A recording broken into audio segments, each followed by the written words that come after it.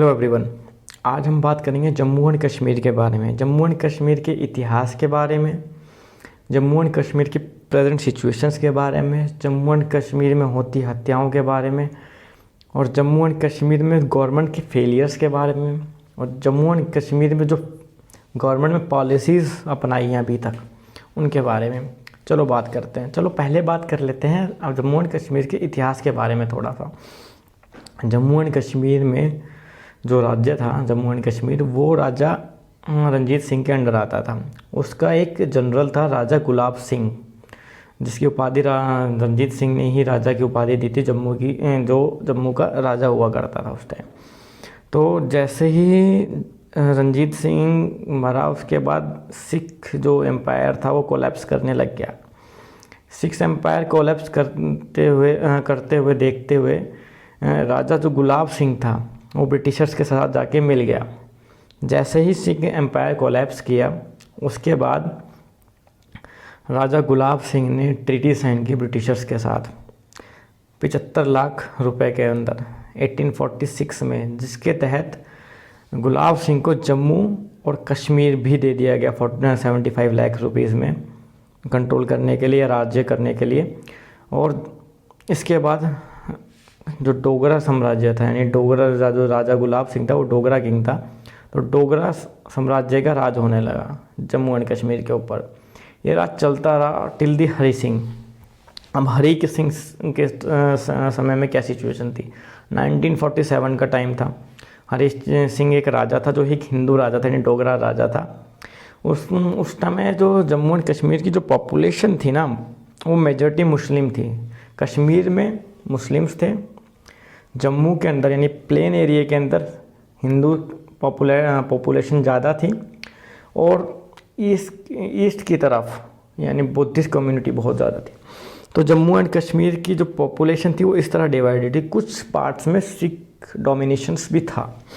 तो ये थी सिचुएशन पॉपुलेशन की जम्मू एंड कश्मीर के अंदर। अब अगर ओवरऑल देखा जाए तो जो जम्मू एंड कश्मीर में मुस्लिम मेजॉरिटी थी, हिंदू राजा था। तो उस टाइम सभी राज्यों को जैसे 1947 में विलय होने के लिए बोला गया था कि आइदर आप पाकिस्तान ज्वाइन कीजिए या हिंदुस्तान ज्वाइन कीजिए, या आप स्वतंत्र रहिए। तो राजा हरी सिंह चाहता था कि वो स्वतंत्र रहे और पाकिस्तान से भी रिलेशंस रखें और हिंदुस्तान से भी रिलेशंस रखें।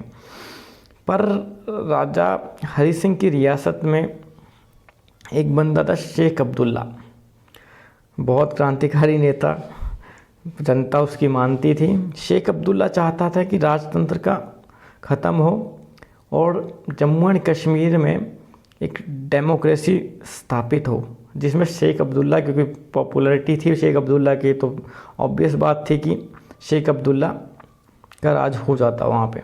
पर राजा हरी सिंह ये नहीं चाहते थे। राजा हरी सिंह चाहते थे कि उनकी ही डायनेस्टी चलती रहे। तो अब आते हैं, अब क्या हुआ, नेक्स्ट सिचुएशन क्या हुई। तो अब राजा हरी सिंह ने क्या किया कि एक पैक्ट साइन करना चाहा इंडिया से भी और पाकिस्तान से भी, जिसके तहत जम्मू एंड कश्मीर एक इंडिपेंडेंट राज्य रहेगा, जिसके ट्रेडिंग रिलेशनशिप्स पाकिस्तान से भी होंगे, हिंदुस्तान से भी होगी, कनेक्टिविटी पाकिस्तान से भी होगी, हिंदुस्तान से भी होगी। और राजा हरी सिंह ने ये ऑफ़र दिया दोनों देशों को, पर हिंदुस्तान ने स्टैंड स्टिल रहने की पॉलिसी अपनाई कि हिंदुस्तान ने ये एक्सेप्ट नहीं किया। उन्होंने कहा हम ऑब्ज़र्व करेंगे, अगर लगेगा तो हम आपके साइन कर देंगे। पर पाकिस्तान ने पॉलिसी एक्सेप्ट कर ली, और पाकिस्तान के अंदर क्या हुआ कि पाकिस्तान और जम्मू एंड कश्मीर के बीच में ट्रेन्स वगैरह चलने लगी सियालकोट से जम्मू के लिए। पाकिस्तान के ट्रेडिंग रिलेशंस अच्छे हो गए जम्मू एंड कश्मीर के साथ। पर कुछ विवाद हुआ आपस में दोनों का, और ये ट्रेन सर्विसेज भी रुक गई। फिर उसके बाद क्या होता है, 1948 के टाइम क्या होता है कि पाकिस्तान के कुछ कबीले जम्मू पे कश्मीर पे अटैक कर देते हैं। अब जैसे ही कश्मीर पे अटैक होता है, राजा की सेना इतनी अच्छी थी नहीं कि वो पूरी पाकिस्तान की सेना से लड़ सके। वो कबीले लोकल कबीले थे, लोकल कबीलों का सपोर्ट था सेना को, पाकिस्तान की को, तो जोग्राफ़ी वो अच्छी तरह से जानते थे। तो राजा की सेना का हारना तय था। तो राजा ने सोचा कि चलो इंडिया के पास चलते हैं, पर इंडिया ने शर्त रख दी कि बिना एक्सेशन के साइन के हम आपके साथ विलय नहीं, आपकी मदद नहीं कर सकते यूएन रेजोल्यूशन के अकॉर्डिंग। तो राजा राजी हो गया कि इंडिया में अपने साम्राज्य को विलय करने के लिए, पर कुछ शर्तों के साथ। राजा ने बोला कि मेरी जनता स्वतंत्र रहेगी, आप सिर्फ कम्युनिकेशंस, फॉरेन रिलेशंस और डिफेंस में आपका हस्तक्षेप रहेगा, वरना जम्मू एंड कश्मीर एक ऑटोनोमस स्टेट की तरह एक्ट करेगा। नेहरू साहब ने ये शर्त मान ली, पर नेहरू साहब ने जैसे ये शर्त मानी तो जो हमारे शेख साहब थे, शेख अब्दुल्ला, जो जेल में बंद थे, राजा हरी सिंह ने जिन्होंने उनको जेल में बंद करा दिया था, उनको एग्जीक्यूटिव बना दिया गया एडमिनिस्ट्रेशन का। तो शेख अब्दुल्ला अब जम्मू एंड कश्मीर को रियलिटी में चला रहे थे। यहाँ पे जो पाकिस्तान की सेना है वो जम्मू एंड कश्मीर में एंटर हो चुकी है। इंडियन सेना गई वहाँ पे, थोड़े दिन युद्ध चला, फिर माउंटबेटन की सलाह पे हमारे नेहरू साहब ने यूएन में लेके चले गए जम्मू एंड कश्मीर को। अब उसके बाद क्या हुआ, यूएन में जाने के बाद यूएन ने दोनों देशों को वहीं पे रोक दिया, जहाँ जिसकी सेना थी वहीं पे रुक जाएगी। और जम्मू एंड कश्मीर की जनता का भरोसा जीतने के लिए नेहरू साहब ने एक शर्त कह दिया कि हम एक रेफरेंडम कराएंगे, जिसमें ये डिसाइड होगा कि Jammu and Kashmir either Pakistan join करेगा और इंडिया ज्वाइन करेगा। और ये बात हुई आगे। फिर इसके बाद यूएन ने रेजोल्यूशन दिया कि पाकिस्तान अपने ट्रूप्स बैक कर ले, जिसमें जो एरिया उसने ऑक्यूपाई किया है वहाँ से हटा ले, पर पाकिस्तान ने ये रिफ्यूज़ कर दिया। फिर इंडियन गवर्नमेंट ने भी रिफ्यूज़ कर दिया, अगर ये नहीं होगा तो हम रेफरेंडम नहीं कराएंगे। और फिर ये टसल चलता रहा। तो अब एक जम्मू एंड कश्मीर के जो डिस्प्यूट था ये यहाँ से शुरू हुआ। अब इसके बाद जो बड़ी डेवलपमेंट हुई जम्मू एंड कश्मीर में, वो ऐसे ही चलता रहा। फिर 1956 में उनका कॉन्स्टिट्यूशन बना जम्मू एंड कश्मीर का, जिसके अंडर जो उनके एडमिनिस्ट्रेटिव है, यानी उनका एडमिनिस्ट्रेशन या एग्जीक्यूशन है, वो सारा उनकी लोकल गवर्नमेंट्स के पास रहेगा।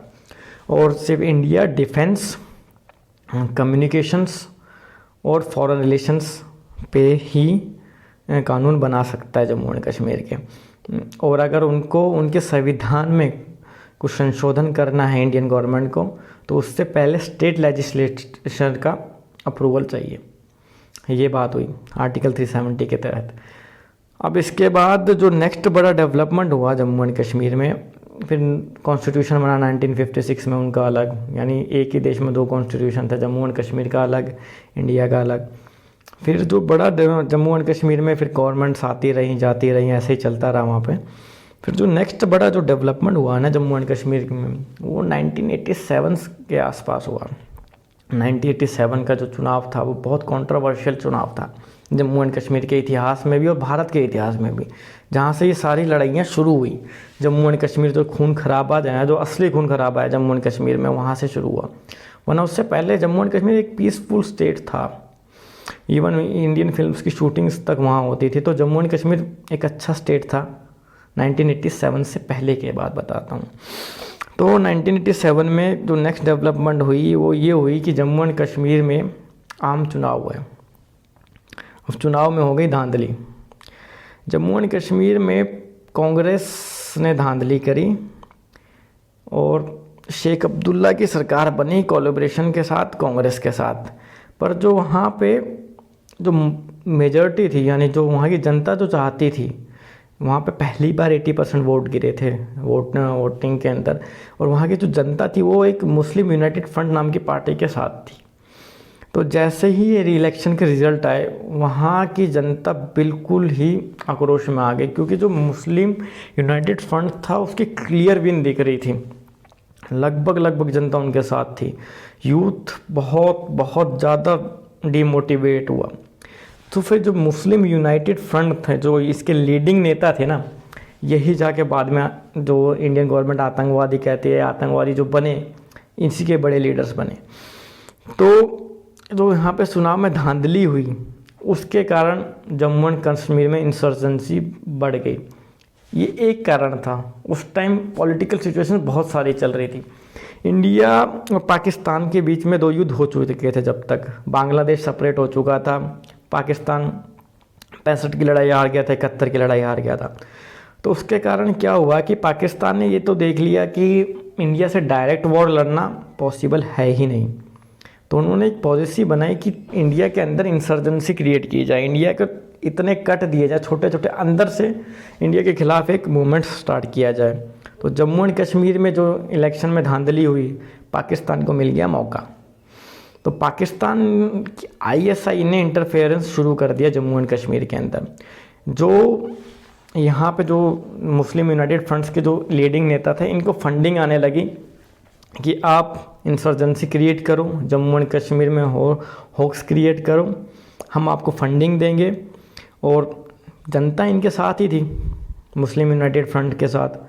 तो अगर आपके पास इतना स्ट्रॉन्ग इंटरनल सपोर्ट है, इतना स्ट्रॉन्ग एक्सटर्नल सपोर्ट है, तो आप किसी भी आंदोलन को कहीं तक भी ले जा सकते हो। तो एक ये हुआ। दूसरी सिचुएशन थी कि रशिया और अफ़गानिस्तान का युद्ध चल रहा था। तो रशिया और अफ़गानिस्तान में रशिया बैकफुट पे आ चुका था 1987 तक। तो अब क्या हुआ कि रशिया वीक पड़ने लगा, और रशिया का जो अलायंस था, डायरेक्ट अलायंस तो इंडिया किसी के साथ नहीं था, पर जो आइडियोलॉजिकल अलायंस था इंडिया का, वो रशिया के साथ था। तो रशिया के अलायंस के कारण अफ़गानिस्तानी भी इंडिया को दुश्मन समझने लगे। तो जो मुजाहिदीन मूवमेंट जो अफ़गानिस्तान में चल रहा था, जो मुगा कबीले थे, वो इंडिया के जम्मू एंड कश्मीर स्टेट्स में आने लगे, क्योंकि उनकी बाउंड्री भी लगती है इंडिया के साथ। तो अब ट्रिपल फ्रंट हो गया, इंडिया अकेला पड़ गया। जम्मू एंड कश्मीर के अंदर जो पॉलिटिकल सिचुएशंस थी, उसके कारण जम्मू एंड कश्मीर के लोग इंडिया के खिलाफ हो गए। पाकिस्तान वॉर हार चुका था, तो पाकिस्तान ने भी ये मौका देखा, और वहाँ से अफ़गानिस्तान का भी इंटरफेरेंस शुरू हो गया। 3 फ्रंट पे इंडियन सेंट्रल गवर्नमेंट घिर गई। और इंडियन सेंट्रल गवर्नमेंट की ये पहली बार नहीं था कि जम्मू एंड कश्मीर में इलेक्शंस में धांधली हुई थी, पर ये धांधली बहुत बड़ी थी, जो सीधी दिख रही थी लोगों को। इससे पहले भी कई बार हो चुकी थी, बहुत गवर्नर रूल्स लगते थे। तो जम्मू एंड कश्मीर की जो जनता है ना, उनका विश्वास जो इंडिया के सेंट्रल गवर्नमेंट से है ना, वो हमेशा से हटा हुआ है। क्योंकि उन्होंने डेमोक्रेसी जैसे हमने या आपने जैसे महसूस की है, उन लोगों ने नहीं किया वो उस हिसाब से डेमोक्रेसी महसूस।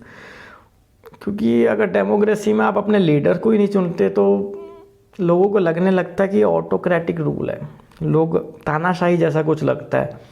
तो जम्मू एंड कश्मीर की जनता ने हमेशा से वही देखा है। तो इसके कारण जम्मू एंड कश्मीर की जनता में एक उबाल है, जो हमेशा दिखता है, आए दिन दिखता है हम लोगों को।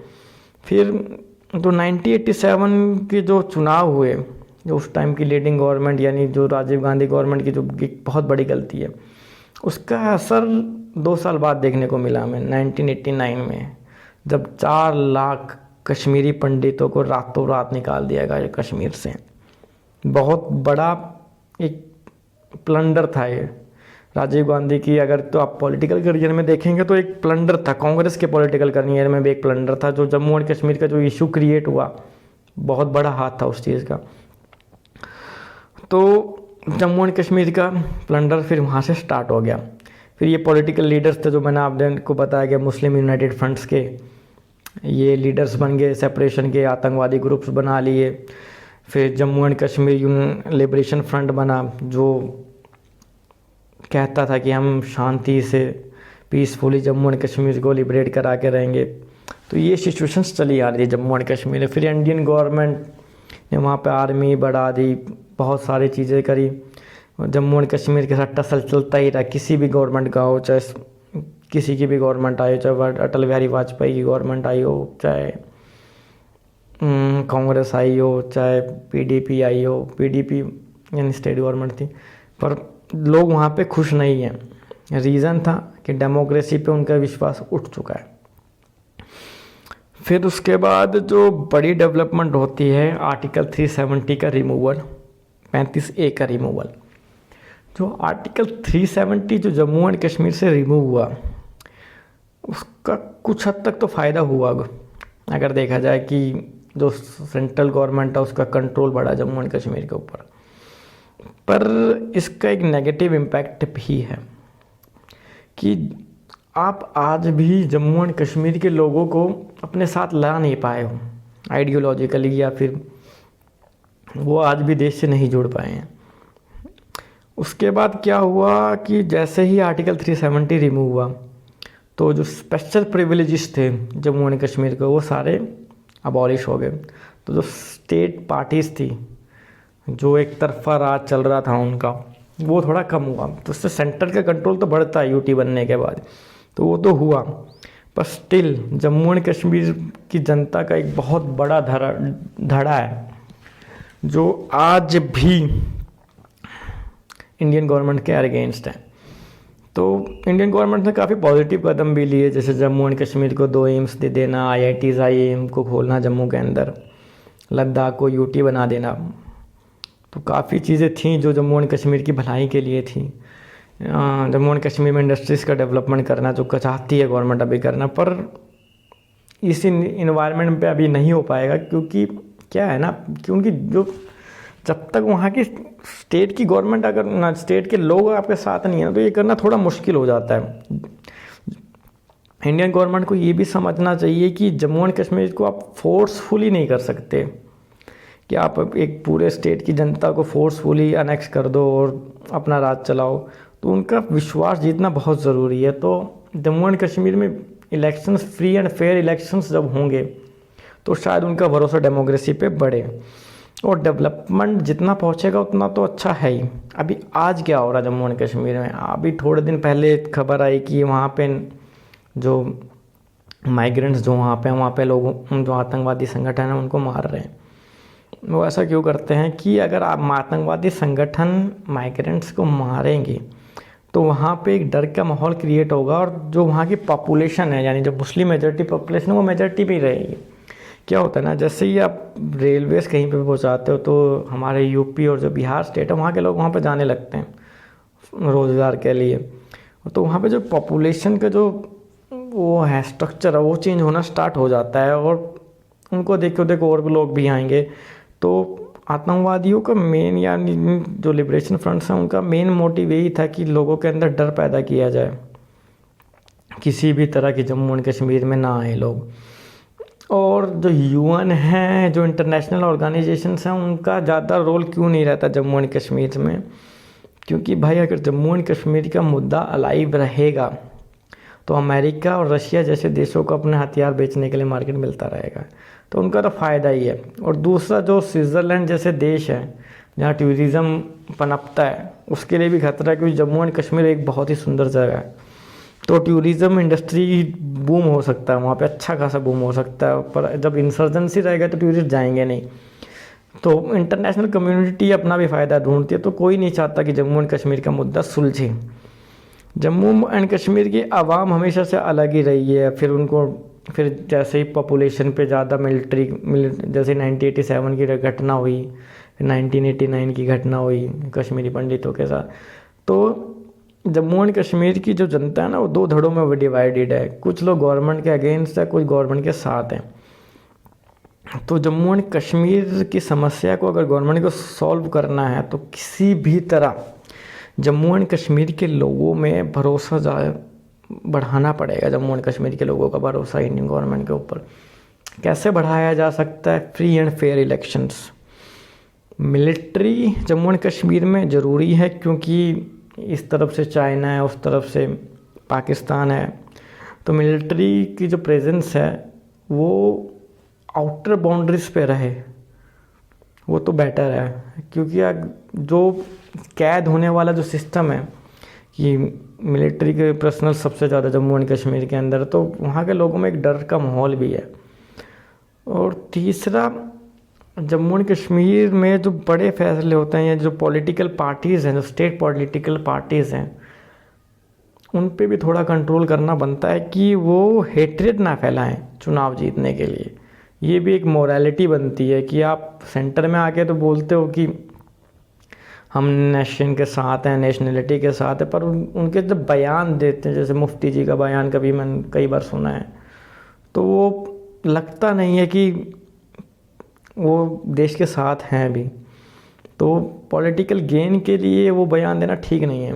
और जम्मू एंड कश्मीर में जितना डेवलपमेंट होगा, जितने वहाँ के यूथ को नौकरियाँ मिलेंगी, जितना वहाँ के लोग पढ़ेंगे, उतना चांसेस हैं कि जम्मू एंड कश्मीर में हालात सुधरे। और अगर जम्मू एंड कश्मीर में हालात सुधरते हैं तो इंडिया गवर्नमेंट को बहुत सारे बेनिफिट्स है। टूरिज़्म लगा लो, रेवेन्यू लगा लो, और एक बहुत बड़ा मुद्दा जो हम इतने पैसे खर्च करते हैं डिफेंस में, जी बजट में जम्मू एंड कश्मीर के लिए, वो सुलझ जाएगा। ISI का प्रेजेंस रुक जाएगा जम्मू एंड कश्मीर से देश के अंदर। और जो हमारा आधा डाइवर्ट ध्यान रहता है जम्मू एंड कश्मीर पे, उसको भी हम कहीं और लगा सकते हैं।